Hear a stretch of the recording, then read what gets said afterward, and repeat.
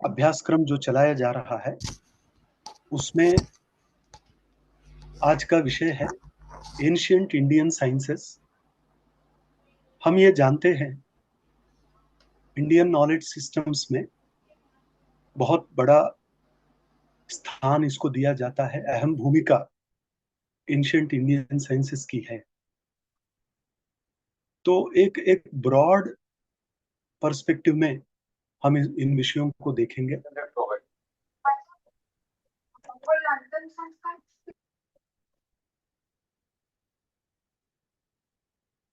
मेरी आवाज आ रही है ना? जी सर, आ रही है। हम श्रूयते महोदय। Yes sir. तो आज हम कुछ इंपॉर्टेंट विषय देखेंगे कि भारत देश ने जग को इतने हजारों सालों में कौन सा विज्ञान दिया और किस विज्ञान में अपनी खास पहचान है जिसके वजह से हम जाने जाते हैं। उसके बारे में हम थोड़ा गुफ्तगू करेंगे। और इसी सिलसिले में हम पहले देखते हैं कि भारत, ये जो नाम पहले से था भारतवर्षम, तो हम संकल्प में भी पढ़ते हैं भरतवर्षे भरतखंडे। तो ये जो भारत है इसके शब्द में ही हमें पता चलता है कि ये ज्ञान के प्रकाश में आनंद लेने वाले हैं। भा रताहा। सो ये जो भा है ये प्रकाश, उसमें आनंद लेने वाले। तो ये इस धरती पर, खास करके भारत देश, इस धरती पर जिन्होंने जन्म लिया, इनकी एक खासियत है, ये बाकी विषयों से ज्यादा ज्ञान में आनंद लेते हैं। और ये विषय हमें न केवल भारत देश के नाम से, अपितु इस धरती पर जो सबसे प्राचीनतम वाङ्मय कहा जाता है वेद, उससे भी पता चलता है। क्योंकि वेद शब्द का अर्थ ही ज्ञान है। तो ये दिखाई देता है कि पहले से ही भारतीय ज्ञान प्रक्रिया में, ज्ञान पाने में, ज्ञान बांटने में आनंद लेते थे और लेते आए हैं। यहाँ ज्ञान पाना ये बहुत महत्वपूर्ण विषय है और समाज में उसको फैलाना, उसको सुस्थापित करना। इस क्रम में अति प्राचीन काल से भी संस्कृत भाषा का प्रयोग होता आया। संस्कृत ये एक परफेक्ट मीडियम, एफिशिएंट मीडियम इस रूप में देखा गया। हम आज जानते हैं कि आप जब भी ज्ञान विनिमय करने का प्रयास करते हैं, नॉलेज रिप्रेजेंटेशन, सो आधुनिक आर्टिफिशियल इंटेलिजेंस हो, मशीन ट्रांसलेशन हो, सो ये सभी क्षेत्रों में नॉलेज रिप्रेजेंटेशन ये बहुत महत्वपूर्ण विषय है। नॉलेज रिप्रेजेंटेशन इस क्रम में संस्कृत भाषा का अपना स्थान है, क्योंकि ये एक inflectional language with all scientific structure ऐसा माना गया। तो इस वजह से प्राचीन काल से भी अपने ज्ञान को समाज के सामने रखने के लिए आचार्यों ने संस्कृत भाषा का ही उपयोग किया। इस प्रकार से हम संपूर्ण भारतवर्ष के प्राचीनतम वाङ्मय में दो देखते हैं, एक ज्ञान और एक विज्ञान। सो ज्ञान विज्ञान तृप्तात्मा, भगवत गीता में कहा जैसा ज्ञान और विज्ञान ये दो हमारे अत्यंत महत्वपूर्ण विषय रहे। उसमें ज्ञान क्या है और विज्ञान क्या है, इन दोनों के बारे में शंकराचार्य के प्रस्थानत्रय भाष्य में भी इसका जिक्र जब आता है तो बताते हैं कि ज्ञान साधारण ज्ञान और विज्ञान अनुभवात्मक ज्ञान। सो अनुभवात्मकम ही विज्ञानम, ऐसा उन्होंने स्पष्ट कहा। और अतीन्द्रियेषु विषयेषु श्रुतयः प्रमाणम, ऐसा भी उनका कहना है कि जब अतीन्द्रिय विषय है तो जहां साइंस भी नहीं जा सकता है, उन विषयों में हमें श्रुति एकमात्र प्रमाण है। निरपेक्ष रवः श्रुति ही। श्रुति किसको कहते हैं? जो सेल्फ रिलेटेंट है, सेल्फ ऑथेंटिक है, जिसके लिए और कोई प्रमाण नहीं चाहता, उसे हम श्रुति कहते हैं। और वो अतीन्द्रिय विषयों में प्रमाण, ऐसा बताया गया। मगर ये ज्ञान मिला कैसे उनको? तो उसके लिए तपस, तद्धि तपस तद्धि तपः, स्वाध्याय प्रवचने एव तपैति नाको मौद्गल्यः, ये सारे मंत्र हमें बताते हैं कि तप एकमात्र साधन है। हमने पिछले क्लास में भी देखा कि तप अपने आप को एक हायर नॉलेज के लिए प्रिपेयर करना, यही अपने गोल ऑफ लाइफ के तरफ ले जाता है। ऐसा तो थोड़ा हम ध्यान देंगे कि प्राचीन ज्ञान जो भी भारत देश में विकसित हुआ वो किस नाम से जाना जाता था। तो हम चतुर्दश विद्या स्थान, कुछ लोग अष्टादश, चार उपवेद जोड़कर अष्टादश विद्या स्थान हम कहते हैं, वो भी ज्ञान का प्रकार। शास्त्र के नाम से जो मिला वो भी ज्ञान का प्रकार। और 64 कला, ये भी ज्ञान का प्रकार। ऐसा हमारे पास ज्ञान, ऐसा कहते ही विद्या, कला, शास्त्र, ये सब आते हैं। तो ये एक वाइडर कनोटेशन में आता है। प्राचीन काल से भारत देश में जो विद्या स्थान थे, विद्यापीठ के रूप में, यूनिवर्सिटीज के रूप में, उसमें प्राचीनतम नालंदा यूनिवर्सिटी, उसके बाद ठीक है तक्षशिला यूनिवर्सिटी है, विक्रमशिला है, कांची विश्वविद्यालय, उदंतपुरी विश्वविद्यालय, इनके अलावा तोल, गुरुकुल पाठशाला, बहुत सारे प्रकार।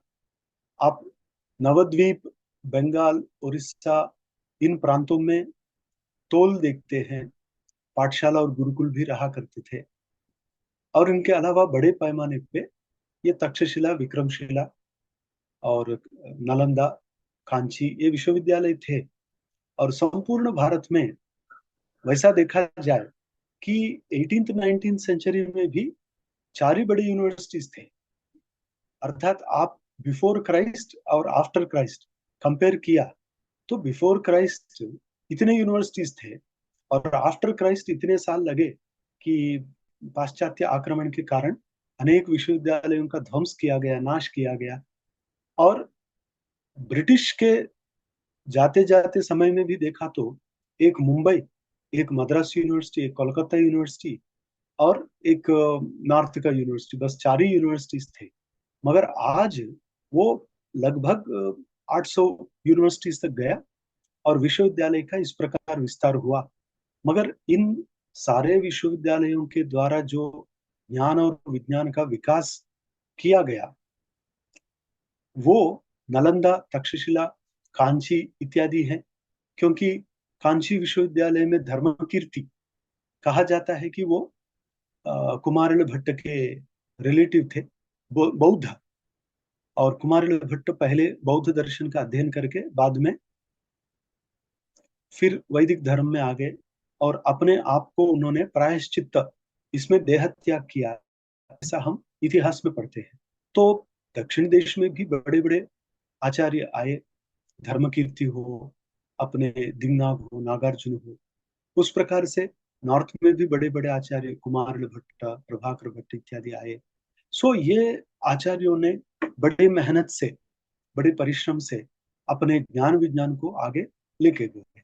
और इसी सिलसिले में एक विषय और याद आता है कि आप सब जानते हैं योन सॉन्ग करके, चाइना से एक यात्री, वो 3-4 साल पैदल प्रवास करते करते जंगल, पहाड़, रेगिस्तान सब क्रॉस करते करते भारत में आए।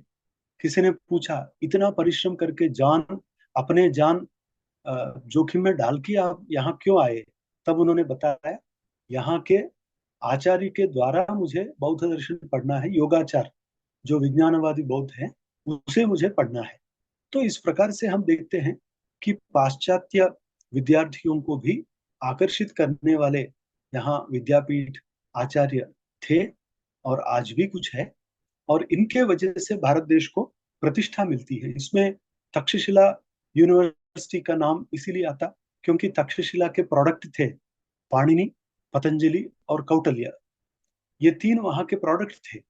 और तक्षशिला यूनिवर्सिटी में पढ़े हुए छात्रों में ऐसे जब स्टॉलवर्ड्स बनते हैं, हिस्टोरिकल आइकॉनिक बनते हैं, तो सहज रूप से उस विश्वविद्यालय का नाम हर जगह लहराता है।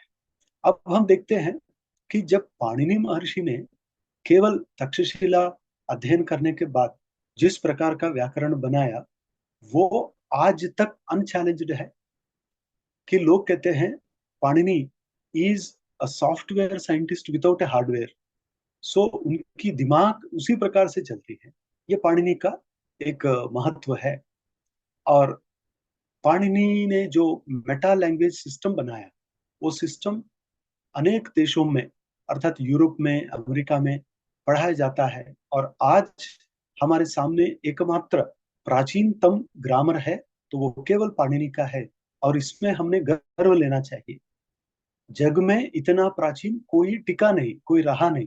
और भारतीयों ने 6th सेंचुरी BC के एक टेक्स्ट को आज भी जीवंत रखा, केवल अपने अध्ययन अध्यापन से।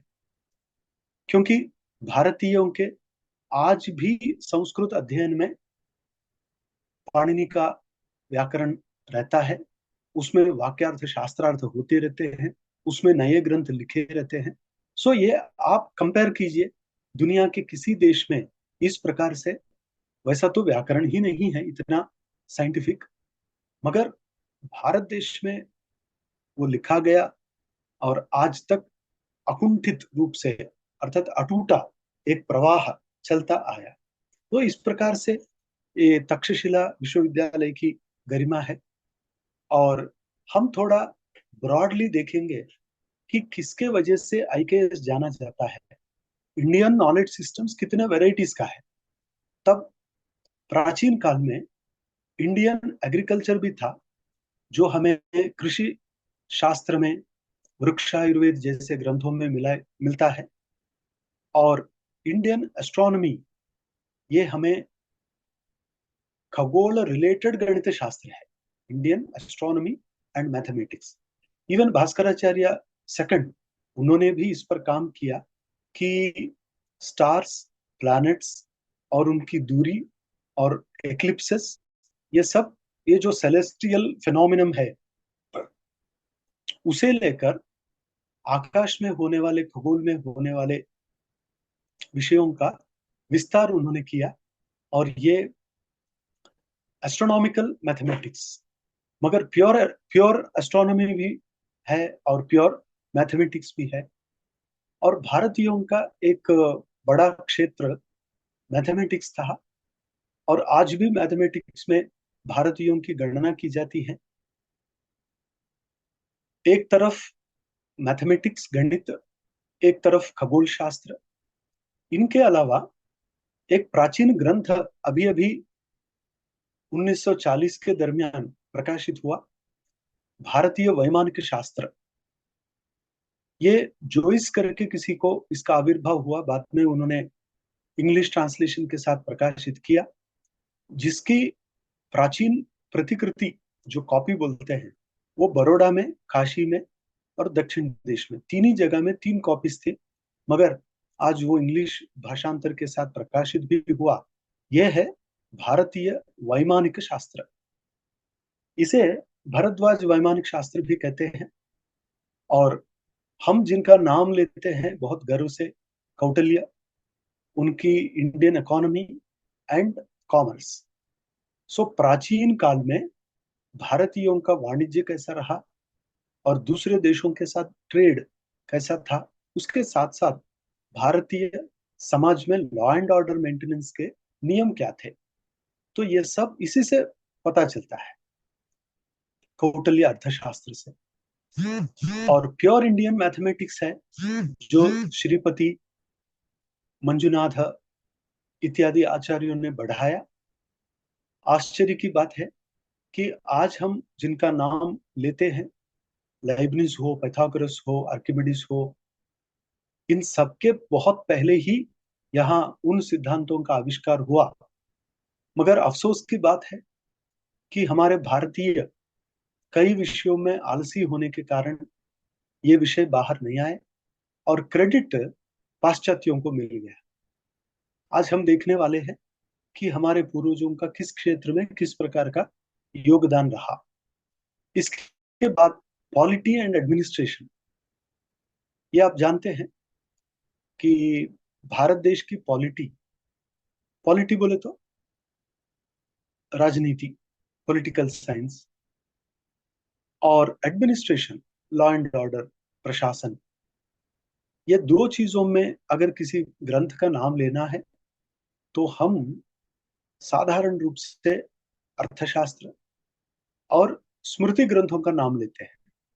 स्मृति ग्रंथों में भी ये विषय बताए गए हैं कि उनमें आचार कांड, व्यवहार कांड, प्रायश्चित्त कांड, तो उसमें व्यवहार कांड एडमिनिस्ट्रेशन में चला जाता, आचार कांड पर्सनल एटिकेट में चला जाता। ऐसे स्मृति ग्रंथ भी इसके प्रमाण है। हमारे भारत देश में Indian material sciences and spiritual sciences दो थे। ये दोनों को अनुभवात्मक ही माना। एक मटेरियल साइंस है, भौतिक शास्त्र, भौतिक विज्ञान, और दूसरा स्पिरिचुअल, आध्यात्मिक विज्ञान, और दोनों को महत्व दिया गया। एक समय में ऐसा भी हम देखते हैं कि जो स्पिरिचुअल है, आध्यात्मिक शास्त्र, उनमें उनमें हम भौतिक शास्त्र का विचार विवेचन देख सकते हैं, और भौतिक शास्त्र में आध्यात्मिक भी देखते हैं। उदाहरण, आप जब न्याय वैशेषिक पढ़ेंगे, सो न्याय वैशेषिक भौतिक विज्ञान के लिए आए शास्त्र, फिर भी उनमें आप आध्यात्मिक विषय देखते हैं। जैसे वैशेषिक सूत्र के पहले ही साधर्म्य वैधर्म्याभ्याम तत्वज्ञानात् निश्रेयसाधिगमः, ये साधर्म्य वैधर्म्य किसके? द्रव्य गुण कर्म सामान्य विशेष समवायानाम षण्णाम पदार्थान, छह पदार्थों के साधर्म्य वैधर्म के तत्वज्ञान से निश्रेयस मोक्ष, ऐसा बताते हुए उसमें इंक्लूड किया एक तरफ से पंचमहाभूत एलिमेंट्स, दूसरे तरफ से आत्मा। सो आत्मा उनकी दृष्टि से भौतिक तो नहीं है, मगर भौतिक विज्ञान यह आध्यात्मिक विकास के लिए ही है, ऐसा वो मानते थे। वैसा न्याय सूत्र भी षोडश पदार्थानां तत्वज्ञानात् निश्रेयसाधिगम बताता है। तो हमें यह समझना है कि भारत देश में दोनों विज्ञान साथ साथ चले हैं और उनको बहुत अलग नहीं किया, ये ध्यान रखना। इसके अलावा मटेरियल साइंसेस जो फिजिकल है, उसमें हम आगे एग्जांपल्स देखेंगे। Physics, chemistry, microbiology, meteorology. Physics ये आज के फिजिक्स जैसा नहीं दिखेगा, मगर आखिर फिजिक्स तो फिजिक्स है। क्योंकि पानी क्या है, ये केमिस्ट्री में गया तो भी वो पानी की डेंसिटी, पानी कितना वॉल्यूम ऑक्यूपाई करता है, उसमें वाटर के प्रकार और हाइड्रोजन आयन्स इत्यादि बताने वाले तो फिजिक्स में भी जाते हैं। तो फिजिक्स और केमिस्ट्री मिलकर ही हमारे पूर्वजों ने शास्त्र का प्रतिपादन किया। आप अगर धरती, इसका विवेचन देखेंगे वैशेषिक दर्शन में, आपको एक तरफ जूलॉजी, जियोलॉजी, ये जब भी दिखते हैं, पृथ्वी और पृथ्वी के ऊपर प्राणी, तो खास पृथ्वी के भीतर क्या क्या है, ये विषय जियोलॉजी में जाता। और अपने प्राचीन शास्त्रज्ञ, शास्त्रकारों ने इस पर भी प्रकाश डाला और एक एक पदार्थ के सूक्ष्मतम स्वरूप तक हमें पहुंचाने का बड़ा कार्यक्रम उन्होंने किया। वैसा केमिस्ट्री नागार्जुनाचार्य का नाम लिया जाता है। माइक्रोबायोलॉजी, आश्चर्य होगा कि अथर्ववेद में कृमि सूक्त ये खास माइक्रोबायोलॉजी का है। वैसा कृष्ण यजुर्वेद तैत्तिरीय संहिता में जिस प्रकार से नीलग्रीवाशिति कंठा शर्मा सस्पिंजराः, ये ये पृथिव्याम ये अंतरिक्षे ये दिव्येषाम अन्नम वातो वर्षमिषवस्तेभ्यो दश प्राचीर दश दक्षिणा दश प्रतीचीर दशोदीचीर दश ऊर्ध्वाः तेभ्यो नमः, ऐसा जो कहते हैं, ये रुद्र रूप में माइक्रोब्स है। इनके द्वारा एक शक्ति उन प्राणियों को कष्ट भी दे सकता है। ऐसा हम माइक्रोबायोलॉजी के मूल देखते हैं, मगर इसका विकास बाद में हुआ। मीटियोरोलॉजी है जो भूगर्भ जल के बारे में, और आकाश का उसका संबंध बताने वाला शास्त्र। आर्किटेक्चर है, उसमें दो प्रकार है, देवालय और मनुष्यालय, ह्यूमन रेसिडेंस और टेम्पल, टेम्पल आर्किटेक्चर और सिविल आर्किटेक्चर। तो इनके बारे में भी बहुत बड़ा वांग्मय हमें मिलता है। इनके अलावा न्याय शास्त्र, आज जिसे हम रीजनिंग कहते हैं, लॉजिक कहते हैं, वो जूरिस्प्रूडेंस में भी लागू होता, बाकी साइंसेस में भी लागू होता। तो हमें वो ट्रेनिंग मिलना चाहिए, वो एटीट्यूड, वो एप्टीट्यूड, वो पर्सपेक्टिव मिलना चाहिए, जिसके द्वारा हम उसी दृष्टि से सारे विषयों को देख पाएंगे और प्रतिपादन कर पाएंगे। आप याद करना, स्टीफन हॉकिंग जाने से पहले व्हील चेयर में रहकर क्या कहा? उन्होंने कहा, when I look at the universe I look at in geometrical proportions. कहा, इसी से पता चलता है कि एक शास्त्रज्ञ मरने तक अपनी दृष्टि बरकरार रखता है। जैसे गदाधर भट्टाचार्य जब तक जीवंत थे, वो परमाणु को जग का कारण मानते थे। जब वो मृत्यु शैया पर थे, ऑन हिज डेथ बेड, तो किसी से कहा गया कि अभी तो तुम भगवान को याद करो, तो उन्होंने कहा पीलवहा पीलवहा, और शरीर छोड़ा, ऐसा हम पढ़ते हैं। पीलू का अर्थ परमाणु। सो ये फिलोसोफर्स मरने तक अपने ही विश्वास के साथ रहते थे। अब हम और कुछ भाग देखेंगे। इनमें आपने भौतिक शास्त्र, आध्यात्मिक शास्त्र देखा। शास्त्र के नाम से जो जाना जाता है भारत देश में, वो शास्त्र सांख्य योग, न्याय वैशेषिक, मीमांसा और वेदांत। इनके अलावा व्याकरण, तंत्र, आयुर्वेद, ज्योतिष, वास्तु, ये सारे शास्त्र है। इनकी महत्ता समझकर अपने इंडियन गवर्नमेंट ने नेशनल एजुकेशन पॉलिसी 2020 के पेज नंबर 4 में ऐसा लिखा, Indian culture and philosophy have had a strong influence in the world. आश्चर्य है, पाश्चात्यों ने कबूल किया कि हिस्ट्री ऑफ वर्ल्ड मैथमेटिक्स ग्रंथ में उन्होंने उसका जिक्र किया, और लोगों का अभी ज्ञान बढ़ता आया, तो लोगों का बुद्धि विकास होने से वो अभी मानते हैं कि भारत देश ने मैथमेटिक्स में, विज्ञान शास्त्र में, और खास करके चेतना शास्त्र, कॉन्शियसनेस स्टडीज, इसमें बहुत बड़ा काम किया, और जिसका जिसका गहरा प्रभाव धरती पर इतर देशों में है। अब एक हम ब्रॉड दृष्टि से देखेंगे तो विज्ञान शास्त्र में इंडिया एक समय में लीडर था।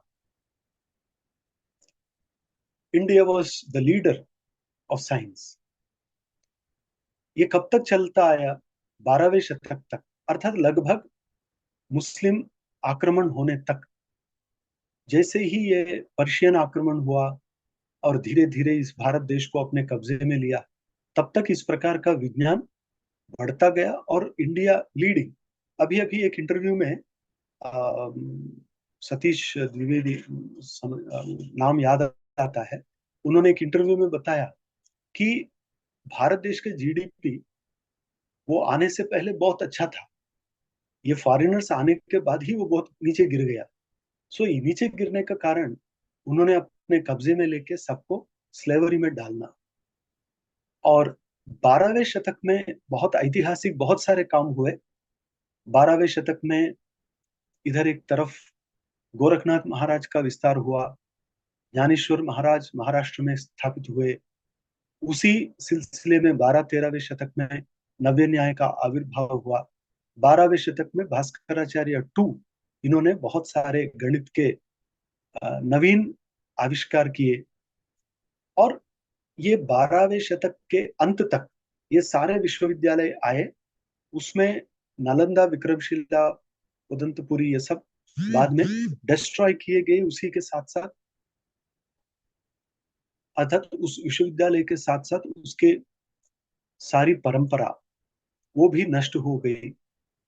बहुत सारे ग्रंथों को जलाए गए। तो इस वजह से अभी अपने ही भारतीयों को लगता कि हम सच में वर्ल्ड लीडर्स थे क्या? क्योंकि उतना कुछ दिखता नहीं, और ऐसे कोई ग्रंथ, ऐसे कोई सबूत नहीं मिलता है। मगर हम देखते हैं कि जानबूझ के जब उनको मिटाया गया, तब अभी के पीढ़ी के सामने नहीं होता कुछ भी, तो ये यकीन नहीं करते हैं, और यही उनको उनका मकसद था। सो पाश्चात्य आक्रामक जाति जब भारत देश में आई, उनका एक ही मकसद कि यहाँ सारे निशाने मिटा दो, ताकि इन लोगों को कभी याद न आए। और उनको हमारे लोगों ने भी साथ दिया, तो एकेडमिक करिकुलम में भी वही आया, उन्हीं लोगों की गुणगान करना, उन लोगों की स्तुति करना, और अपने आचार्यों को दुर्लक्षित करना, ये चलता आया अभी तक। इसी को दूर करने के लिए अपने शासन ने एनईपी 2020 में आईकेएस को बड़ा स्थान दिया, ताकि आजकल के पीढ़ी को ये पता होना कि हमारे पूर्वज कुछ साइंटिस्ट थे, कुछ कलाकार थे, कुछ दार्शनिक थे। सो जो है वो लोगों के सामने व्यवस्थित रूप से आना चाहिए, ये मकसद है।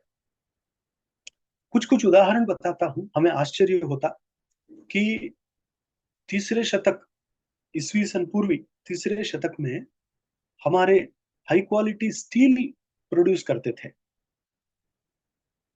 अनेक प्रकार का मेटल अपनो यंत्र सर्वस्व ग्रंथ में भी बताया गया, और उसका उसको बनाना कैसा बताया गया।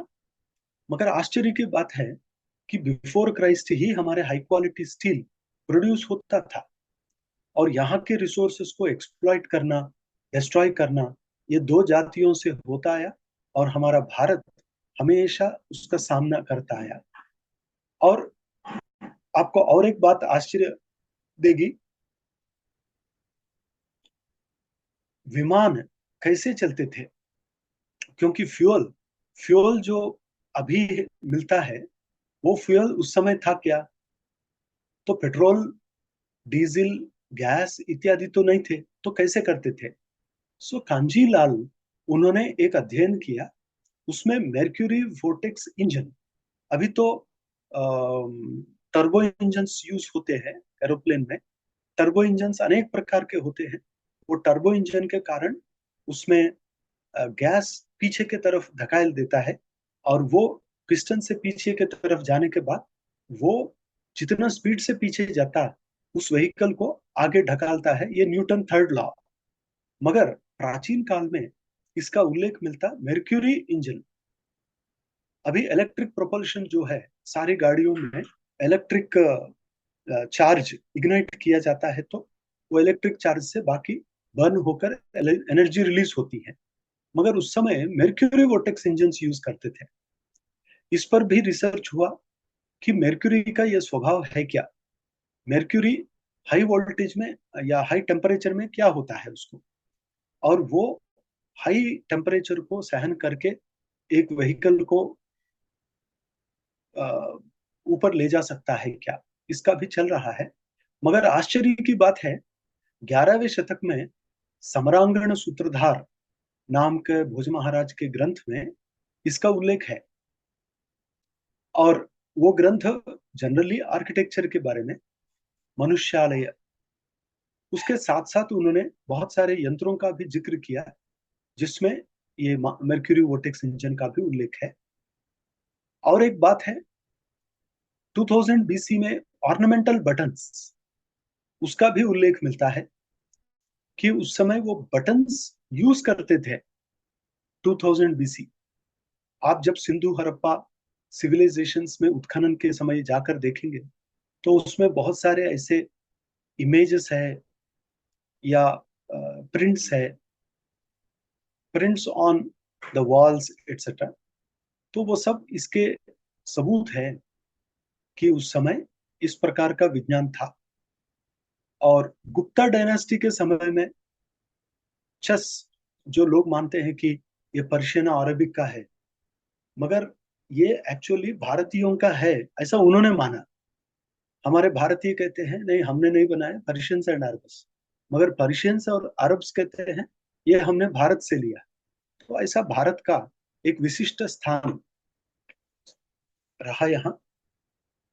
और इसमें क्रम से हम देखेंगे कि एग्रीकल्चर, हॉर्टिकल्चर और फ्लोरिकल्चर, इस प्रकार से जो भी कृषि संबंधी विज्ञान था उसमें हमारे लोगों ने ग्रंथ भी लिखे कि एक पौधे को किस समय किस धरती से निकालकर दूसरी जगह में रोपण करना चाहिए, उसके लिए कौन सा नक्षत्र योग्य है, और उसकी गतिविधियां, उसके नियम विधि क्या है, ये सब हमें वृक्षायुर्वेद, कृषि पाराशर्य और बृहद देवता में भी एक चैप्टर में मिलता है। सो इनको पढ़ने से पता चलता कि एक पौधा, उसका अपना स्वरूप कैसा रहता और वो किस प्रकार के सॉइल में पनपता है, दूसरी जगह में नहीं जा पाएगा। सो ये समझकर उसके साथ डीलिंग करना, उसकी संख्या को बढ़ाना, ये सब हमारे इन ग्रंथों में होता था। हमने देखा कि कृषि पराशर और वृक्षायुर्वेद खास करके थोड़ा विस्तृत ग्रंथ है। इनमें कुणप जलम करके एक प्रकार के जल का उल्लेख है, कुणप जलम। और उन्होंने समझा कि ये सिंथेटिक ऑर्गेनिक फर्टिलाइजर है और कुछ नेचुरल मैन्योर इसमें मिलाया जाता, मगर ये देने से पेड़ पौधों में उसका प्लांट का हाइट बढ़ जाता और उसकी कांति बढ़ जाती और लीफ लेंथ बढ़ जाती। ये उन्होंने कुणप जलम, इसका इस्तेमाल करके क्या क्या होता है इसका रिसर्च किया। ये भी आपको कांजीलाल रिपोर्ट में मिल जाता। पीके मिश्रा और उनके सहयोगी 2006 में संशोधन करके बताया कि राइस प्लांट्स में भी उनका ग्रोथ एंड डेवलपमेंट के लिए ये जो प्राचीन, ये तो सेकंड सेंचुरी बीसी माने जाते, इन ग्रंथों में बताया गया कुणप जलम ये बहुत ही उपयुक्त है एग्रीकल्चर में। आज तो क्लोनिंग भी आ गया, आज प्लांट जेनेटिक्स में बहुत आगे बढ़ गए, फिर भी हमारे प्राचीन ग्रंथों का कोई विषय उसमें काम आता तो बिल्कुल उसे अपनाना चाहिए, और वो भी शासन के तरफ से भी। कुछ आचार्यों का नाम आप जरूर जानना चाहिए। हमारे अत्यंत प्राचीन आचार्यों में हम देखते हैं कि चरक, आयुर्वेद में चरक, सुश्रुत, वैसा तो वाग्भट इत्यादि भी है, ये दोनों आयुर्वेद के, अर्थात पेड़ पौधों में, भस्म में और इतर द्रव्य में कौन सा गुण है ये पहचानना, और कौन सा गुण हमें स्वस्थ रखता है, रोग दूर करता है, ये भी जानना, ये तो अनेक वर्षों का ऑब्जर्वेशन उन्होंने किया और शास्त्र को विकसित किया। ऐसा चरक और सुश्रुत मिलते हैं। इनके अलावा हम देखेंगे कि अपने खगोल शास्त्र में आर्यभट्ट, वराहमिहिर, इनका नाम, आर्यभट्ट वराहमिहिर, इन्होंने गोड़ाध्याय इत्यादि अध्यायों में ग्रहों का अंतर कितना है, ग्रहों का वैशाल्य क्या है, कौन सा ग्रह पहले उसके पीछे कौन सा है, और रिट्रोग्रेशन कैसा रहता है, प्रोग्रेशन कैसा रहता है। सो ये सब मैथमेटिकली कैलकुलेट करके बताया, और मैथमेटिक्स एक अलग विषय के रूप में विकसित हुआ जिसमें अवश्य नाम लिया जाता है भास्कराचार्य पहला, और दूसरा ब्रह्मगुप्त। ये तो फिबोनाक्सी थियरम, फिबोनाक्सी फॉर्मूला, उसमें इनका नाम आता है। पाणिनि, हमने देखा कि पाणिनि आचार्य बहुत बड़े लिंग्विस्टिक साइंटिस्ट कह सकते हैं। उन्हीं के 100 साल के बाद पतंजलि महर्षि, और रसायन शास्त्र में नागार्जुन, लॉजिक में गौतम, छंद शास्त्र में पिंगला जिन्होंने पिरामिड बताया, मैत्रेयी गार्गी वेदांत में, तिरुवल्लुवर वेदांत में चाणक्य, ये कौटिल्य है, और ये है फ्रॉम पॉलिटिकल साइंस इत्यादि। अब एक एक विषय थोड़ा ध्यान से देखेंगे। खगोल शास्त्र, खगोल शास्त्र में जब आर्यभट्ट का नाम लेते हैं उन्होंने मैथमेटिकल मॉडलिंग एक देखा है। आज भी हम एवरेस्ट जैसे पर्वतों की हाइट को और गंगा जैसे नदियों के लेंथ को कैसे मापेंगे, कौन उसका मापन करेगा। तो ये मैपिंग करते हैं।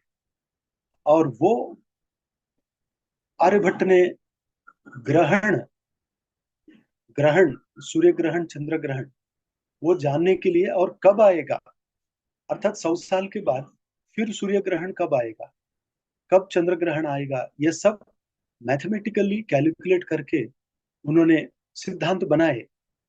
आज पंचांग बनाने वाले इन्हीं ग्रंथों के सूत्रों के आधार पर अपने अपने ग्रंथ बनाते हैं।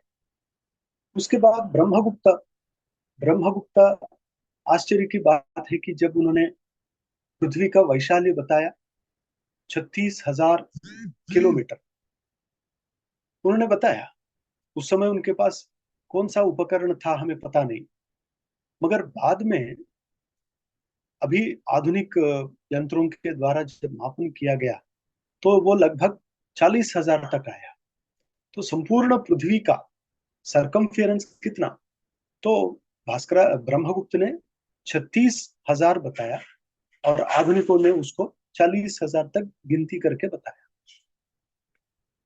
सो ग्रहणों की गणित है, पृथ्वी का वैशाल्य का गणित हो, या पृथ्वी का ग्रेविटेशन फोर्स, ये बहुत पहले ही बताया गया। ये वेस्टर्न बुक्स में भी मिलता है कि इंडियंस ने इसका जिक्र किया करके। तो ये काम थियरी ऑफ ग्रेविटेशन ये भास्कराचार्य के ग्रंथ में मिलता है। और सूरज को एक स्टार के रूप में अपने सोलर सिस्टम में अलग बताना, ये है। अब हम दूसरे विषय में गए तो विमान शास्त्र करके एक शास्त्र था। विमान शास्त्र ग्रंथ में 3,000 वर्सेस थे, मगर आज जो मिल रहा है वो लगभग 34 सूत्रों का ग्रंथ मिल रहा है। और वो भरद्वाज विमान शास्त्र के नाम से प्रसिद्ध है, जिस पर ब्रह्मानंदी उन्होंने टीका लिखी। और आज उस टीका के आधार पर ही हमारा अध्ययन चलता है। सो ऐसा एक विमान शास्त्र जिसमें विमान विमान का निर्माण, विमान के कंपोनेंट्स पार्ट्स, उसका काम, पायलट का गुण, पायलट पायलट कैसा रहना चाहिए, ये सारे विशेष आपको विमान शास्त्र में मिलेंगे 34 सूत्रों में। और इनके अलावा भी कुछ ग्रंथों का उल्लेख होता रहता है। जैसे विमान चंद्रिका नारायण करके किसी ने लिखा, व्योमयान तंत्र ये शौनक ने लिखा, यंत्र कल्प गर्ग ने लिखा, यान बिंदु वाचस्पति ने लिखा, और खेटयान प्रदीपिका चक्रायणी करके उन्होंने लिखा, व्योमयान अर्क प्रकाश ढूंढीनाथ ने लिखा। मगर देखिए, जब फॉरेनर्स आए तो उसमें ये जो इस्लाम है उन्होंने तो सबको नाश कर दिया। मगर पोर्तुगीज, फ्रेंच, डच और ब्रिटिश, यूरोपियंस जब आके और राज्य किया, उन लोगों ने ये सब उठा के लेके गए। सो ये सारे ग्रंथ आज हमारे पास उपलब्ध नहीं है, और वो लोग उपलब्ध नहीं करा देंगे। ये ग्रंथ गए कहाँ? इतने विस्तृत ग्रंथों का निर्माण हुआ, तो ये गए कहाँ? तो ये बताया जाता है कि भारत देश के मैन्युस्क्रिप्ट्स को ढूंढना, पहचानना, खरीदना और पाश्चात्य देशों को भेज देना, ये बहुत बड़ा एक स्मगलिंग जैसा चलता था, माफिया। आज भी मैन्युस्क्रिप्ट स्मगलिंग ये कस्टम्स वालों को भी पता नहीं, क्योंकि भारत देश से वेरी इजीली, आसानी से आप मैन्युस्क्रिप्ट पाश्चात्य देशों को ले जा सकते हैं। वो गोल्ड देखेंगे, ड्रग्स देखेंगे, मगर मैन्युस्क्रिप्ट नहीं देखेंगे, क्योंकि उनके इसमें आता नहीं। और अच्छे अच्छे मैन्युस्क्रिप्ट ये देश के सरहद पार करके जाते हैं। हम देखते हैं कि जब ये ब्रिटिश, पोर्तुगीज, डच और फ्रेंच यहाँ थे, तो उन्होंने अपने लोगों को एम्प्लॉय कर दिया। उसमें वेबर जैसे लोग हैं, पुना के पास वेबर थे, जॉर्ज वेबर। इनका एक ही काम था, भारत भर घूमना, मैन्युस्क्रिप्ट इकट्ठा करना और अपने देश में भेज देना। और उनका रिपोर्ट आप पढ़ेंगे तो उसमें स्पष्ट बताया गया कि हमारा काम ये है, हम इतना तक यहाँ अभी तक किया, आगे करेंगे। ऐसे बहुत सारे मैन्युस्क्रिप्ट्स को इकट्ठा करते समय उनके हाथ में जो टेक्निकल मैन्युस्क्रिप्ट्स आए, वो सब उन्होंने पाश्चात्य देशों में भेज दिया।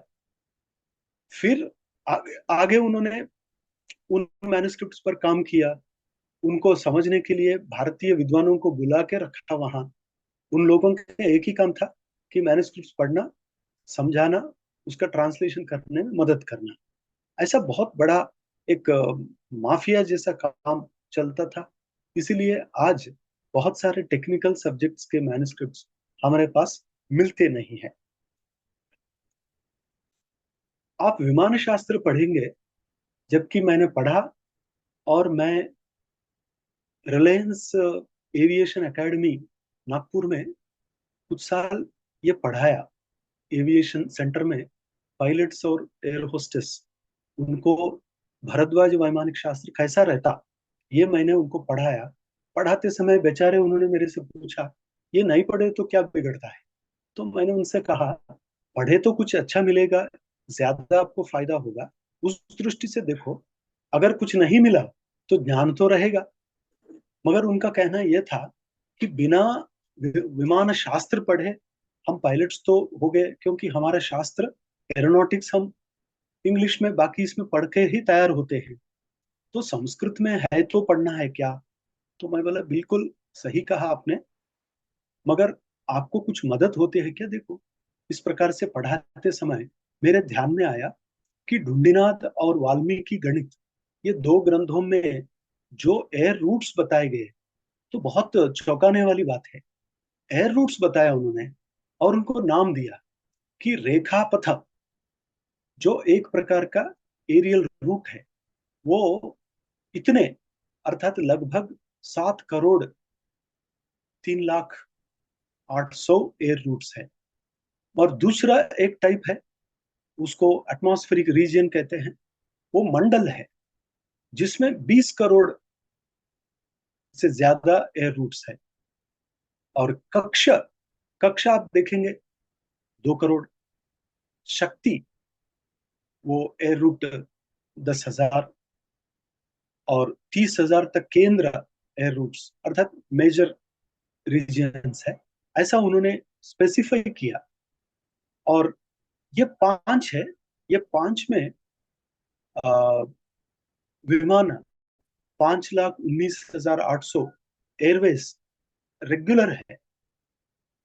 और एक ग्रंथ में बताया गया, वो शौनक का मत करके बताया कि ये रूट में वो भूर भुवः सुवः महः जनः तपः, इतने लोगों में वो घूम सकते थे। एक बात है, हम आज किसी शब्द का अर्थ आज प्रचलित जो है वो समझकर वही होगा, और ऐसा समझकर इसको ठुकरा सकते हैं कि ये सब साइंस नहीं है, बकवास है। मगर उन्होंने किस अर्थ में उसका प्रयोग किया, ये अगर समझ लिया तो शायद अपना अज्ञान दूर होगा, हमें और क्लैरिटी मिल जाएगी। आप थोड़ा ध्यान दीजिए कि हठ प्रदीपिका है, हठ प्रदीपिका में 2 शब्द आते हैं, मांस, मद्य। तो हम आज जिस अर्थ में मांस और मद्य को समझते हैं, मांस का अर्थ मीट, मद्य का अर्थ लिकर, अल्कोहल, अगर इसी अर्थ में लेकर हम समझेंगे कि देखो, हठ प्रदीपिका में तो ये इन लोगों ने मध्य मांस का जिक्र किया और करो बोल के रिकमेंड किया, तो ये क्या योग है इत्यादि हम कह सकते हैं। मगर थोड़ा वो ग्रंथ जब पढ़ेंगे तब पता चलता है कि उन्होंने खेचरी मुद्रा को मांस कहा, और खेचरी मुद्रा के बाद जो अंतर्गत सोमस्राव, उसको मध्य कहा। बस यही, सिर्फ लोक प्रचलित शब्दों को यूज करने के कारण वहां उस प्रकार का संभ्रम होता है। ये तो व्याकरण में भी होता है कि जब व्याकरण संख्या ऐसा एक शब्द प्रयोग करता है, हम जनरली संख्या बोले तो 1 2 3 4 ऐसा समझते हैं। व्याकरण शास्त्र में आता है बहुगण वतुडति संख्या, बहुगण वतुडति संख्या। एक सूत्र पाणिनि आचार्य का है, उन्होंने कहा बहु, गण, वतु और डति, इनमें ही संख्या, ऐसा मैंने प्रयोग किया। अर्थात मेरे शास्त्र में जहां जहां इनका जिक्र उल्लेख आता है वहां संख्या, ऐसा आप, या जहां मैं संख्या शब्द यूज करता हूं, इनके बारे में यूज करता हूं। तो देखिए, हम जो जानते हैं वो किस तरफ जा रहा है, वो तो अ, अकृत्रिम संज्ञा, और पाणिनि आचार्य ने जहां प्रयोग किया वो कृत्रिम संज्ञा है। और व्याकरण नियम बताता है कृत्रिम अकृत्रिमयोः कृत्रिमस्यैव ग्रहण। व्याकरण में अगर क्लैश आया दोनों में, तो एक ही अपना वो कृत्रिम, अर्थात पाणिनि ने जिस अर्थ में प्रयोग किया उसी को ले लो। इस प्रकार से परिभाषण शेखर में भी आता है। तो ये व्याकरण में भी ऐसा शब्दों का प्रयोग होता, तो ध्यान से हमें अप्लाई करना। हम जो जानते हैं उसी अर्थ में उसको न लेते हुए किस अर्थ में ग्रंथकार ने प्रयोग किया वो जानना चाहिए। ऐसा हम एटमॉस्फेरिक रीजन्स देखेंगे।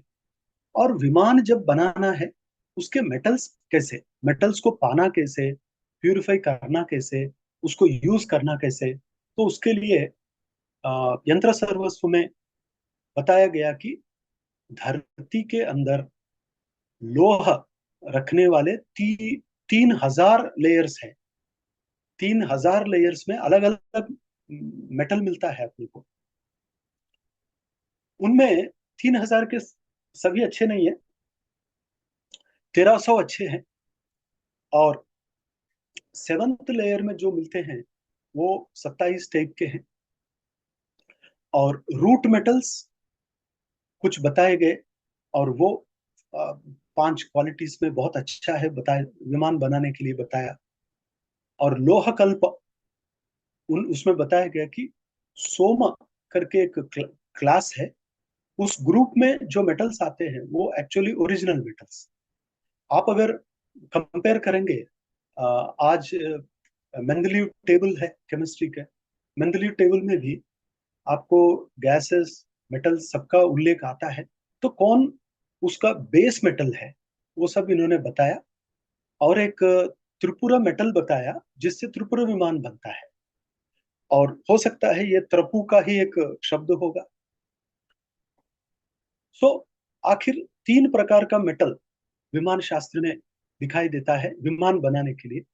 एक सोमक है जो प्योर मेटल है, मौर्त्विक तो ये एलॉय है, और सौंदालिक ये भी एक मेटल। बनाने का क्रम भी उन्होंने बहुत डिटेल्ड बताया। अब वो 3 जो है उनको लेकर क्रूसिबल, आप एक भट्टी तैयार करना, उसमें बेलोस भी, अर्थात जो हवा देने के यंत्र है वो कैसे बनाना उसका भी उल्लेख है। उसको लगभग 630 डिग्री सेल्सियस वहां तक आप टेम्परेचर बढ़ाना। बढ़ाने के बाद उसमें ये द्रव्य डालने के बाद आपको कुछ ज्योतिषमती, कुछ कांतमित्र, कुछ वज्रमुखा, ये तो लोहा कल्प में इसका उल्लेख है ये क्या है करके, उनका उतना उतना भाग, 10 पार्ट, 8 पार्ट, 16 पार्ट जो भी है वो ऐड करना। फिर बोरैक्स 5, त्रिंका, श्रपणिका, मंदालिका और रुचका जो नेट्रॉन को कहते हैं, मेर्क्यूरी, उसको उतने उतने भाग में मिला के आप उतने टेम्परेचर में उसको गर्म करना। नागपुर में हिंदू धर्म संस्कृति मंदिर के पीछे जब खुली जगह थी, वहां ये सब, अर्थात देश पांडे जी, कावड़कर जी और दिडोलकर जी, ये सब वीएनआईटी के प्रोफेसर्स, एक मेटलर्जी के प्रोफेसर, एक केमिस्ट्री के प्रोफेसर। तो वो खुद एक भट्टी बना के ये जो बताया वो सब देते हुए उन्होंने एक द्रव्य तैयार किया और वो टेस्टिंग के लिए बेंगलुरु भेजा। सो मैं खुद वहां था, इसलिए मैंने देखा आंखों से कि एग्जैक्टली वो उतने टेम्परेचर में बना पाए क्या, एग्जैक्टली बना। और देखने में वो एक प्रकार का आ, कांच, ग्लास जैसा दिखता था, क्योंकि उसमें सिलिकॉन का भी थोड़ा पार्ट था। और उसको एक मेटल के रूप में उन्होंने देखा, और ये भी बताया कि जो बनता है वो पिकॉक फेदर, मोर का पंख जैसा चमकता है। बर्न नहीं होता, ब्रेक नहीं होता, वेट ज्यादा नहीं रहता, और वाटर, फायर, एयर, हीट, किसी से भी उसको खतरा नहीं। और ऐसा एक मजबूत लोह बनाया, और उससे वो अलग अलग मिक्सिंग करना पड़ता है। मिक्सिंग करने से हीट अब्सॉर्बिंग मेटल भी तैयार होता। ये विमान के लिए बहुत आवश्यक है कि विमान किसी कारण से जल्दी राख ना हो। उसमें बहुत सारे प्रॉब्लम्स है। एक, एंटी ग्रेविटी, उसके वेट के कारण विमान नीचे नहीं आना और हवा में उड़ना चाहिए। हवा में उड़ते समय कंट्रोल होना चाहिए। सो एकदम ऊपर भी नहीं जाना, एकदम नीचे नहीं आना, ये सब फोर्सेस के अगेंस्ट हमको ये गाड़ी चलानी पड़ती। तो उसके लिए ये सारे ध्यान में रखकर उन्होंने बताया कि उष्मा भरा, उष्मपा, उष्महना, ये तीन प्रकार, ये हीट रेसिस्टेंट, उसके लिए तीन बताए। फिर अ, भारहना, शीतहना, गरलघना, ये भी जहां हना ऐड होता है कि रेसिस्टेंट अर्थ है या प्रोटेक्टिव है। सो वेट कम होना और कोल्ड नहीं लगना, और उसमें कोई टॉक्सिक गैस नहीं भरना, आम्लहना, विश्वम्भरा, इस प्रकार से 16 उन्होंने बताया। और इनके आगे जाकर इसको क्लासिफाई करते समय लल्लाचार्य ने 12 मेटल्स को क्लासिफाई किया जो विमान तैयारी में यूज होते हैं। उन्होंने कहा धातुज अर्थात मिनरल से बनाया हुआ, या वेजिटेबल्स, औषधि, उनसे भी बनता है बोले। कृमिज अर्थात अलग अलग प्रकार के वर्म, वर्मिन बनते हैं, तो उनसे भी कुछ कुछ लोह बनते हैं। और मांस, क्षार, बल, बाल, कृतक, आर्टिफिशियल अलॉय मेटल, अपभ्रंशक, स्थलज, खनिज, जलज, अंडज। आज हम बहुत कम ही जानते हैं मेटल्स के बारे में, मगर इन्होंने इतना ऑब्जर्व किया कि ये सब बनते हैं। आप जब सी शेल्स देखेंगे, कुछ सी शेल्स वो कैसे बने, पानी में बने, पानी में भी अलग अलग प्रकार के मिनरल्स मिलके बना, मगर वो बहुत स्ट्रांग रहता है। वैसा तो अत्यंत स्ट्रांग बोले तो अपना हाथी का दांत, टस्क, और वो कहा जाता अगर उससे पैर पे मारा तो अपनी हड्डी टूट जाएगी। वो मजबूत रहता है। और कहाँ से बना? उसके शरीर से। शरीर में से किसका बना? तो वो कैल्शियम का ही है। ऐसा विचित्र ये जग में चलता है। शास्त्रज्ञ इसका आ, आकलन करते हैं और बताते हैं। युग के अनुसार विमान का प्रकार रहता है। कुछ मांत्रिक है, अर्थात टेक्निकल। मांत्रिक मंत्र शब्द से आता है, उसका अर्थ होता है प्लानिंग। तांत्रिक होता है टेक्निकल, तंत्र। और कृतक होता है एक कोई आ, हम जैसे कहीं कहीं रेप्लिका बनाते हैं। रेप्लिका जैसे विमान का एक छोटा सा बना के हम डिस्प्ले के लिए रखते हैं, ऐसा कृतक भी बनते हैं। सो वो एक वैमानिक शास्त्र में इसका जिक्र है कि जो धरती पर, जल में और हवा में चल पाएंगे, ऐसा एक विमान का स्ट्रक्चर बताया। और वो है त्रिपुरा। त्रिपुरा अर्थात स्थल, जल, आकाश, तीनों में चलने वाला, और अपने आप को स्ट्रक्चर चेंज करता है और उसमें लैंड होकर आगे चलता है। ये अभी अभी हुआ है। अभी अभी हमें ऐसे बहुत सारे विमान तैयार हुए। ये 60-80 साल के पहले उतना प्रचलित नहीं था। शायद उनके मन में था, मगर ट्राई कर रहे थे। अभी तो तैयार हो गया कि वो हवा में चलते चलते पानी में लैंड हो सकता, पानी से पानी से लैंड में, अर्थ में आ सकता है, ऐसा। और फोर्सेस, आखिर एक इंपॉर्टेंट विषय है कि ये हवाई जहाज को हवा में ले जाने के लिए बहुत सारे फोर्सेस लगते हैं। और हमारे लोगों ने 32 एरियल एक्टिविटीज आइडेंटिफाई किए। उनका कहना, एक विमान सामने की तरफ चलना और ऊपर उड़ना और नीचे नहीं गिरना, ये सारे अर्थात बेसिकली 4 फोर्सेस है यहाँ तो। बहुत सारे बताए गए कि नॉर्मली अभी जो इंजन चलते हैं, इंजन के कारण उड़ता नहीं, इंजन के कारण आगे जाता। मगर हवा जो फॉली के कारण, अर्थात वो जो विंग्स के ऊपर शेप के कारण, वो हवा नीचे से जाते जाते उसको ऊपर उड़ाता। सो टू फोर्सेस, एक प्रोपेलिंग और एक अपलिफ्टिंग, ये फोर्सेस जब काम करते हैं तो वो हवाई जहाज हवा में उड़ सकता। बाद में उसको एंटी ग्रेविटी में चलाकर उसको लैंड करना वो टेक्निक है। इसके लिए उद्गम, तुंदिल, पंजरा, देखिए, एक के लिए एक मोटर भी वो सोचते थे कि ऊपर उड़ने के लिए तुंदिला करके एक मोटर का, और पंजारा, ये फोर्स के लिए पंजरा, ये मोटर बना दिया। और सूर्य शक्ति अपकर्षिणी, इसके लिए अंशुपा करके एक मोटर, अर्थात एक यंत्र बना दिया। ऐसा एक एक इसके लिए, अर्थात एक एक एक्टिविटी के लिए एक एक यंत्र। और वो एरोप्लेन में किस में कहाँ रहता एग्जैक्टली, पायलट कहाँ रहता, और ये यंत्र कहाँ रखना चाहिए, इसका भी उन्होंने उल्लेख किया। आज हम साधारण रूप से जानते हैं कि एक फ्लाइट ऊपर उड़ने के लिए लिफ्ट, वेट, थ्रस्ट और ड्रैग, ये चार फोर्सेस है। एक तो उस जहाज को ऊपर उड़ाना, मगर उसका वेट रहेगा तो नीचे नीचे जा सकता। आज तो कार्गो फ्लाइट्स भी आ गए तो नेचुरली वेट बढ़ जाता। तो उसको न करते हुए आगे की तरफ थ्रस्ट, आगे की तरफ ले जाना। सो वो आज तो विंग्स के नीचे देकर वहां से फ्यूल कनेक्टेड रहता है। वो इंजन में गया तो एक थ्रस्ट पावर मिल जाती, तो एरोप्लेन आगे की तरफ चली जाती। सो इस प्रकार से उन्होंने भी सोचकर कुछ कुछ यंत्र, फोर्सेस, मेटल्स, इनका उल्लेख किया। ऐसा एक शास्त्र। और दूसरा शास्त्र देखिए, जितना यंत्रों का विकास था उतना समाज का भी विकास। समाज में रहने वाले अलग अलग लोगों के स्वास्थ्य के लिए, और एक कहते हैं कि उनके अच्छे जीवन के लिए कॉमर्स और इकोनॉमी, ये देश के लिए आवश्यक है।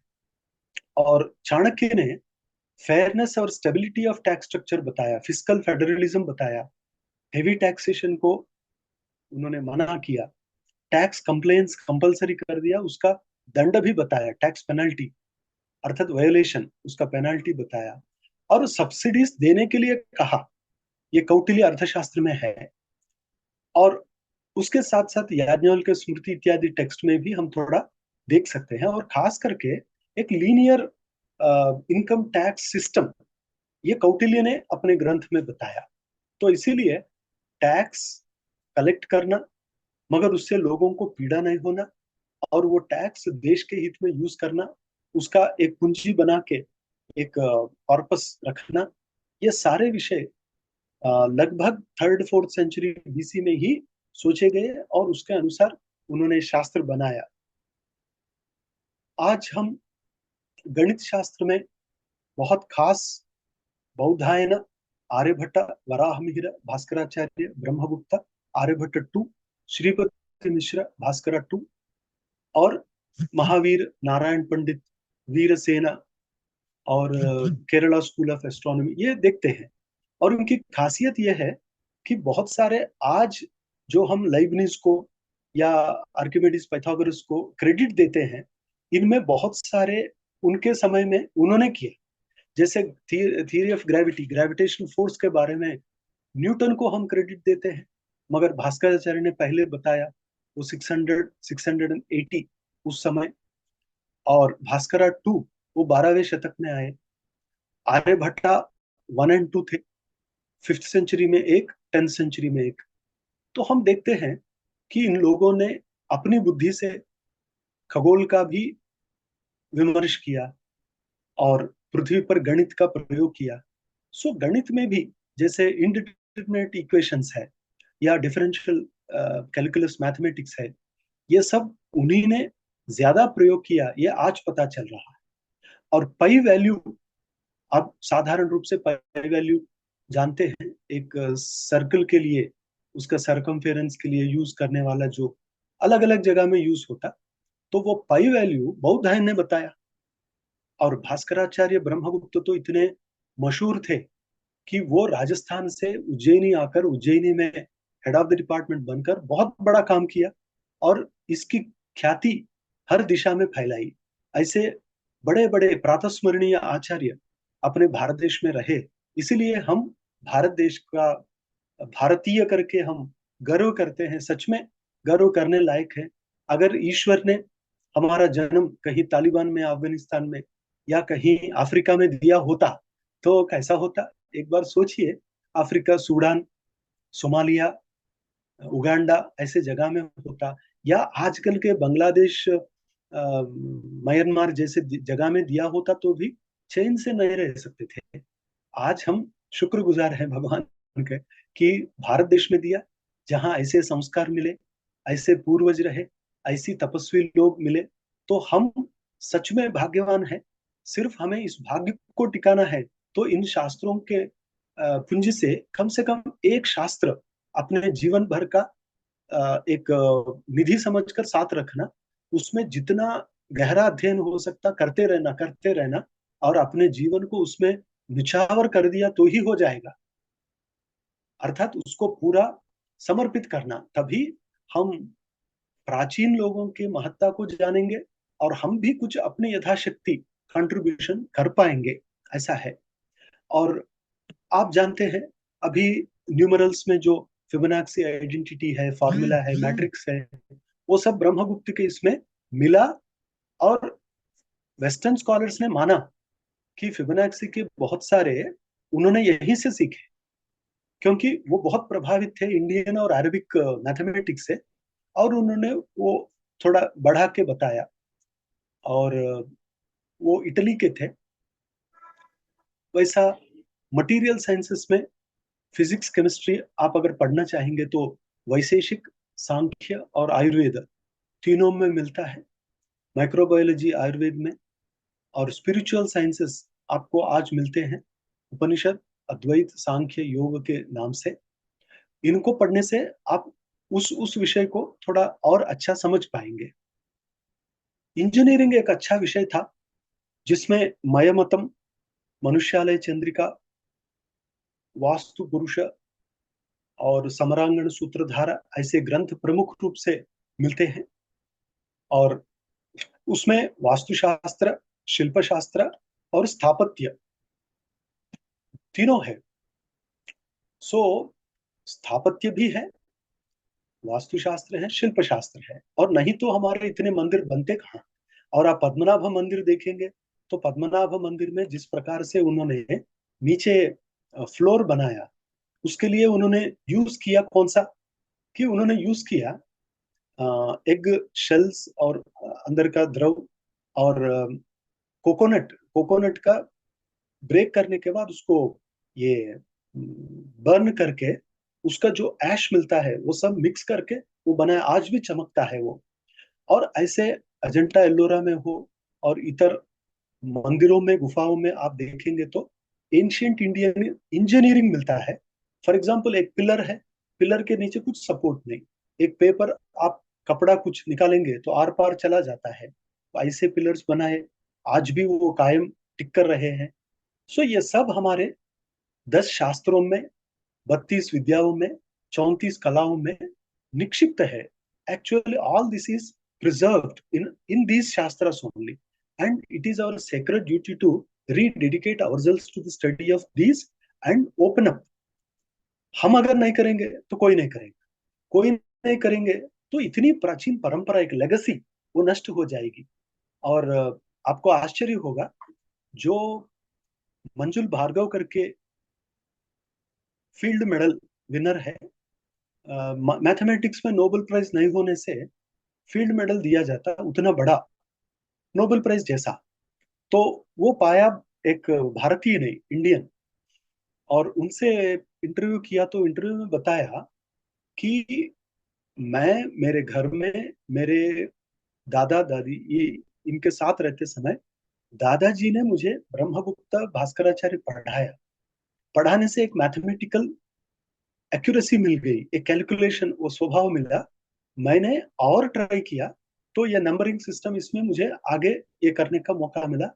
और बहुत कम उम्र में उनको वर्ल्ड का टॉप मोस्ट रिकॉग्निशन मिला। देखिए, वो मंजुल भार्गव जी का उदाहरण। और आज सुभाष कक जी हैं अमेरिका में, जो बहुत बड़ा कंप्यूटर साइंटिस्ट, मगर ऋग्वेद में काम किया, मैथमेटिक्स में किया। आज भारत में मुंबई के आईआईटी प्रोफेसर है राम सुब्रमण्यम जी। वो अद्वैत में टॉप मोस्ट आचार्य, मगर प्रोफेसर ऑफ अप्लाइड फिजिक्स और मैथमेटिक्स के हैं, जिनका कीनोट एड्रेस कोपेनहागन में वर्ल्ड कांग्रेस ऑफ मैथमेटिक्स में उन्होंने बुला कर लिया। सो है आज भी बहुत बड़े बड़े आचार्य विद्वान, और हम गर्व करते हैं इनके साथ हैं हम। इन्होंने हमें बहुत प्रेरणा दी। तो मैं आपसे भी रिक्वेस्ट करना चाहता हूँ, क्योंकि ये मेरा लास्ट क्लास है यहाँ का, ये 10 दिन का। तो आप भी इनमें से कोई एक विषय, एक अपना बना के उसमें ज्यादा परिश्रम कर सकते हैं, करना चाहिए। ऐसा हमें योग शास्त्र भी है इंडियन नॉलेज सिस्टम में। उस योग में अनेक प्रकार के न्यूरोलॉजिकल प्रॉब्लम्स के लिए योग का इफेक्टिव एक रोल उन्होंने बताया। वो टर्म्स वगैरह यूज नहीं किए उस समय, मगर बताया कि ये रोज दूर हो गए। रोग दूर होने के लिए आप हठ प्रदीपिका पढ़ेंगे तो भी टेक्निक्स पता चलेंगे। एपिलेप्सी में, स्ट्रोक में, पार्किंसन डिजीज में, अल्जाइमर, न्यूरोपैथी, बहुत सारे हैं। उन सब में योग एक एक एक वेरी इफेक्टिव टेक्निक है। अपनाना है, जीवन का अपना अंग बनाना है, ऐसा। और आज कंक्लूशन में हम देखेंगे कि बहुत सारे विषयों के साथ साथ इंडियन इंजीनियर उन्होंने, और नॉर्मल थे, गांव में रहते थे, शहर में रहते थे उस समय के, मगर बहुत अच्छे दिमाग के थे, उन्होंने बहुत अच्छा कंट्रीब्यूट किया।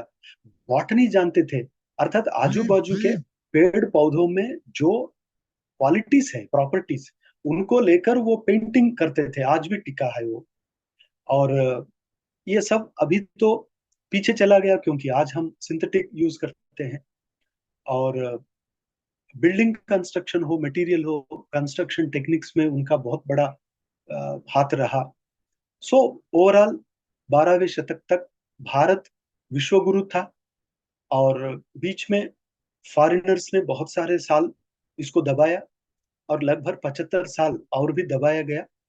अभी थोड़ा बाहर आ रहा है, भारतीयों को एक आत्मगौरव, आत्माभिमान, उसका एहसास हो रहा है। और मैथमेटिक्स, एस्ट्रोनॉमी, मेडिसिन इत्यादि में जो बिना उपकरण जो उन्होंने आविष्कार किया, वो लाजवाब है और काबिले तारीफ, ऐसा हम मानते हैं। और ये अलग अलग क्षेत्रों में जो विकसित हुआ, वो विज्ञान भारत देश का गर्व कारण है। ये हम आज मन में लेंगे, और उस दृष्टि से आगे भी पढ़ते रहेंगे कोई भी शास्त्र, तो हमें अवश्य ही अच्छी दिशा प्राप्त होगी। ऐसा कहते हुए, थोड़ा समय ज्यादा हुआ, मगर ये विषय यहाँ समाप्त होता। और आप कुछ बताना चाहेंगे तो बहुत अच्छा।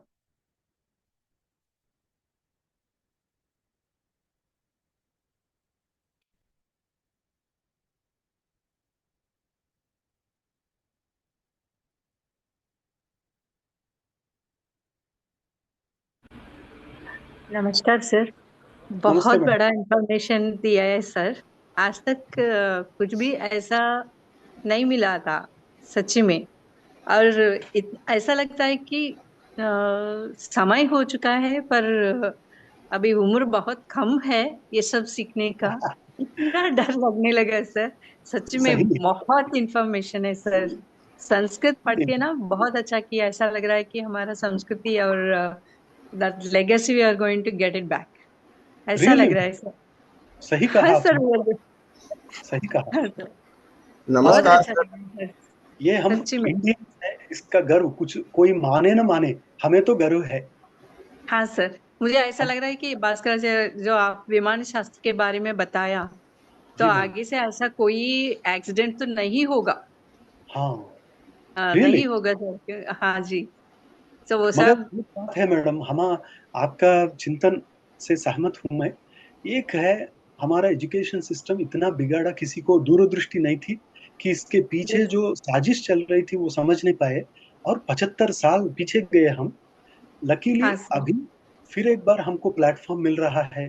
ठीक है, हाँ सर, हमारी पीढ़ी नहीं तो आने वाली पीढ़ी जबरदस्त आगे बढ़ सकती है। हम्म? हाँ सर। हाँ मैडम। मेरा कर्तव्य यही है कि मैं मानती हूँ, मैं यही करूंगी कि ज्यादा से ज्यादा ये इन्फॉर्मेशन दे दूंगी सर अपने बच्चों को स्कूल बिल्कुल में, मैम। या यहाँ सर अपने गांव में भी मैं देना चाहती हूँ। जी सो मैम। सबको अलर्ट कर, यहाँ पे थोड़ा बहुत आई मीन सपोर्ट मिल रहा है, अभी अभी शुरू किया है, तो ये यस सब यस। करना ही चाहती हूँ सर सच्ची में, सही ये मैम, किसी बहुत और के अच्छा। हाथ में ना जाए। थैंक यू फॉर वही योर यार। Inspiring words, encouraging words ma'am. बहुत अच्छा। संस्कृत एकेडमी का यही लक्ष्य है कि हम पहले इनको रिविजिट करेंगे, हम पहले क्या क्या है थोड़ा अपने मन में लाएंगे, फिर हम इंस्पायर होंगे, so we can inspire some more people, ऐसा। हाँ सर जरूर।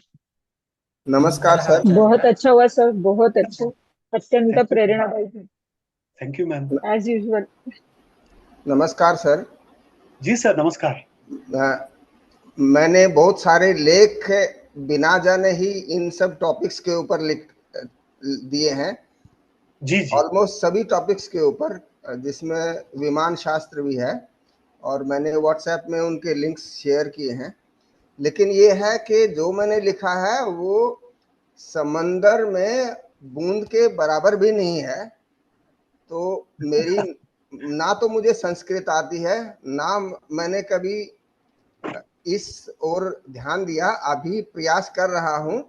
और जी जी। आप जैसे लोगों के सानिध्य से मुझे लगता है मेरा जो प्रयास है पाश्चात्य संस्कृति को का विध्वंस करना और उसके फैलाए विचार को नेगेट करना, मुझे ऐसा लगता है ये ग्रुप और आप जैसे महानुभाव मेरी इसमें सहायता करेंगे और मैं इसमें सक्सेसफुल होऊंगा। मैं 3 वेबसाइट चलाता हूं और 2 यूट्यूब चैनल चलाता हूं इसी पर्पज के लिए केवल। तो मुझे आशा है कि आप सपोर्ट करेंगे। धन्यवाद। जी सर, बहुत बहुत धन्यवाद सर। नमस्कारः आचार्य, मनोजः अत्र। विषयद्वयं ज्ञातुम् इच्छामि। एकं यत् मेटल् बेङ्गलूरुनगरे तस्य उत्पत्तिः कृता आसीत्, तस्मिन् विषये किमपि शोधपत्रं प्रकाशितं वा इति।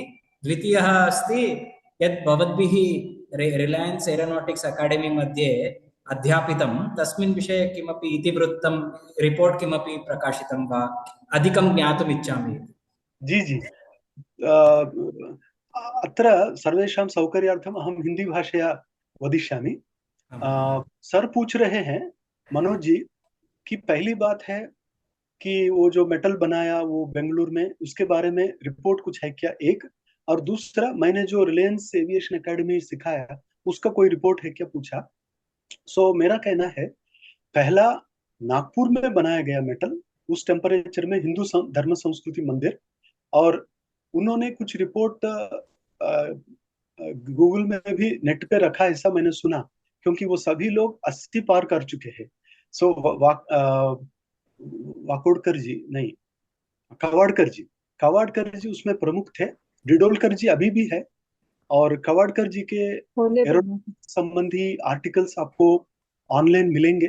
कवाड़कर एरोनॉटिक्स टाइप किया तो मिल जाएंगे। और वो होले बने। बिल्डिंग होते हुए उन्होंने भेजा।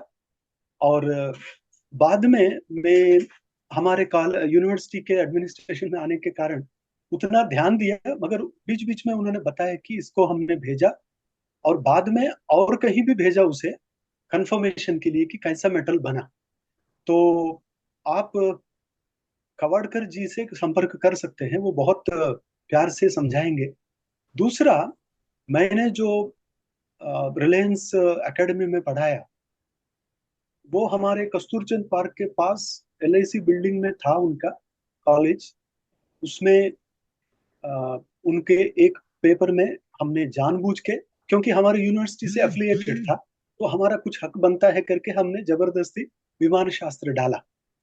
और शायद वो 2-3 साल चलने के बाद उन्होंने विथड्रॉ किया, और आज वो नहीं चल रहा है।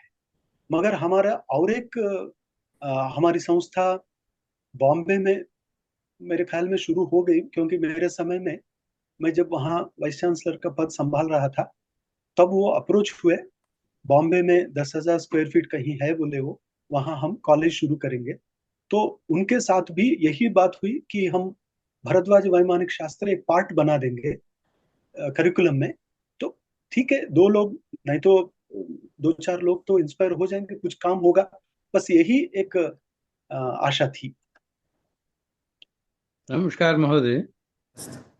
नमस्कार, नमस्कार। I'm from agricultural sciences, sir. I'm professor retired जी sir. from agricultural sciences, sir. I'm जी sorry I sir, cannot talk in Hindi or in Sanskrit. No problem sir, English Uh, also will do. yes, I have seen. I was in teaching for 10 years, जी sir. but in agricultural sciences there was no reference regarding the agricultural Vedic agriculture. So it is whatever it is there, it is in the Sanskrit language, or it is attributed to the language of Sanskrit only, but not as a science. It is not seen. So I request you to make even in English, but this Vedic science in agriculture in English language, so that the student it will be included in the curriculum, present day curriculum. If it is present restricted to confined to only Sanskrit, the other students, today's students who do not know the Vedic agricultural sciences, जी because there sir. is no reference in the English literature, that is in the agricultural sciences in English, no reference regarding to the Vedic agricultural sciences. जी जी sir, जी sir. So if it अब is made in English language and in the form of Vedic agricultural sciences, so that can be introduced as some curriculum, so that every student from the beginning itself they know what was the agricultural sciences in the Vedic Yuga or Vedic ages, so that the basic of agriculture born in Vedas can be known to the student, because it will be very easy, essential for research purpose, sir. Like nowadays they are preparing based on the cow products. It is there in the Vedic languages.